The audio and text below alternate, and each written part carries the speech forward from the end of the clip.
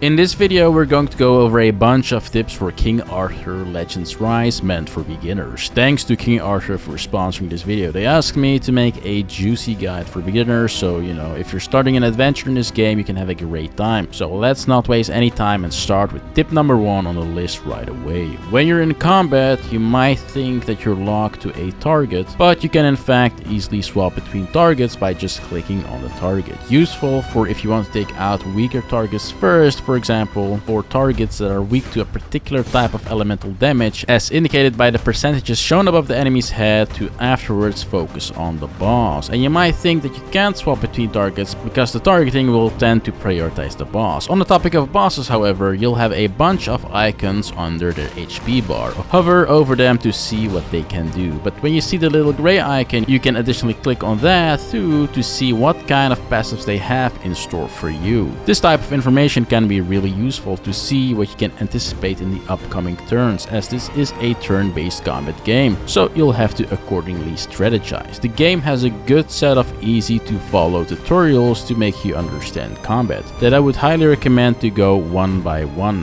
One of them goes over Vigor, which is your expendable resource in the game. Vigor is these bars right here, the blue bars, and you can have up to 5 of them. The more fancy destructive skills will require multiple of these bars. So you essentially have to manage this bar in a way that you want to use your best skills as much as possible, but also at the right moment. And how to do that is, for example, when you see a target that is almost going to die, don't use your biggest vigor spending skill.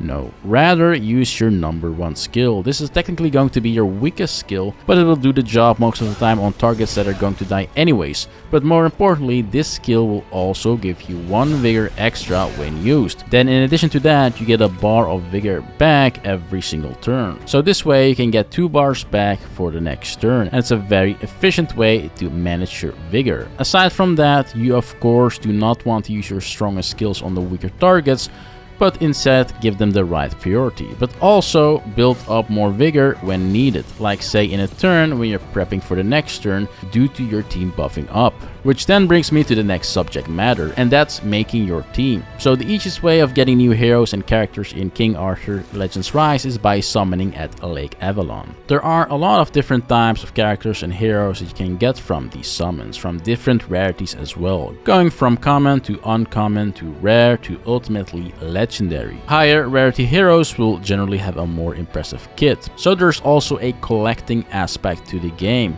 namely getting every single hero. Higher rarity heroes will generally have a more impressive kit. But okay, how do you actually then get a great team composition going with all of these heroes, is what I hear you asking. Well, in my opinion, you want to have a mix of a frontliner, a support, and then 2 main DPS at the very least. A support in the sense of providing useful buffs or debuffs, but also healing can come in very clutch and will save you more often than not. A frontliner is great for tanking and drawing aggro off your more DPS oriented heroes, which is great because it's a good way to make sure your entire party survives longer, as if the damage gets soaked in the proper way, that means less deaths on your side as well. A frontliner will be able to use abilities like taunting a boss to fully get aggro, and with that fulfill its tank duty.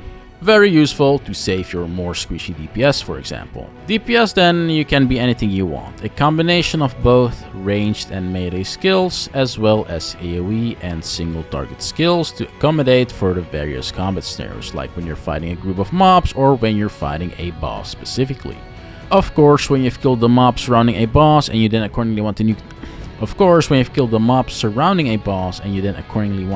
the boss down, you want to have some high DPS single target focus skills. So make sure you have that in your kit, somewhere in your team composition.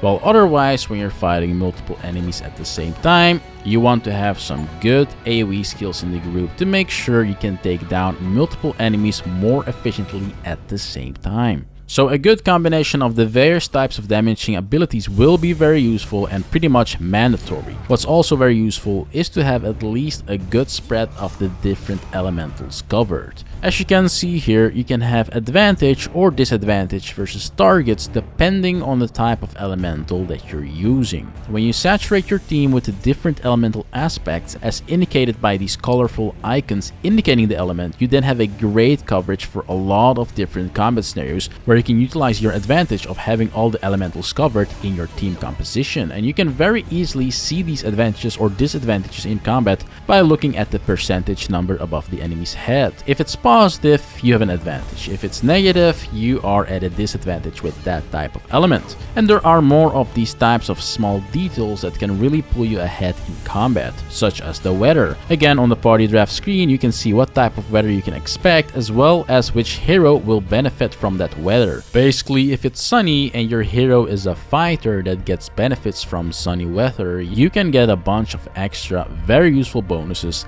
including more damage and attack speed, for example. Mix and match and see what works the best for you, but with these tips you'll generally have a good approach, in my opinion, that will cover you for a lot of different scenarios in your heroes. So on a more micro level, you can also mix and match for a bit more micromanaging by, say, changing the relic of their swords. This in addition will give you other skills that can be beneficial for certain scenarios that your other relic, for instance, could not provide, and thus definitely you want to check your relics and see which one is appropriate for what type of content you're doing. You get more the more you progress, and progression is very important in this game, especially the story. So let's move away from combat for a bit, as the game comes with a whole story mode with all kinds of cinematics and additional mechanics, and you can also just travel around. I won't go too deep into this to save you spoilers, but essentially doing these quests progresses your character in all kinds of meaningful ways, even if it's just by unlocking more useful stations and things to do in your main hub,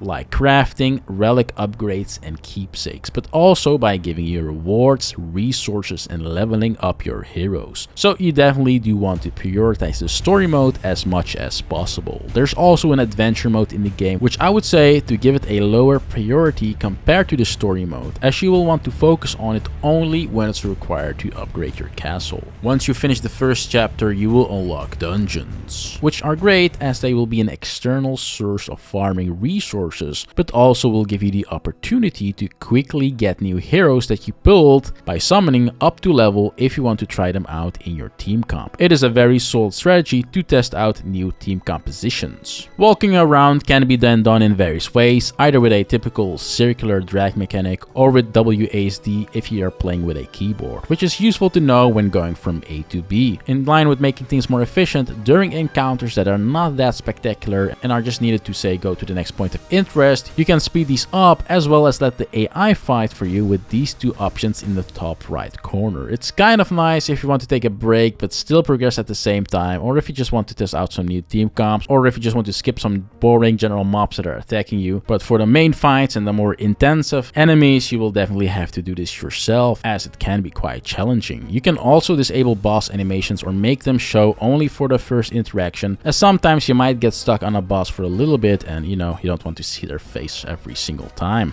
Finally, make sure to do your dailies. The game gives you a lot of rewards just for logging in and doing daily quests, and they host all kinds of events as well, which in turn gives you rewards as well. So rewards are everywhere, literally, and with just playing, you will definitely progress your heroes to make sure you can tackle all the content in the game, whether it's on normal or harder difficulty. A good indicator for how well your team will stand up against whatever you're fighting are these power levels. Make sure they're in the range of the enemy's power level and preferably exceed them for a smooth experience. And you can do that by making sure your heroes are up to level and have the right loadouts. Thank you for watching. With these tips, you will have a great start to your King Arthur Legends Rise adventure. If you want to check out the game, then check out the description. There will be a link in there for you.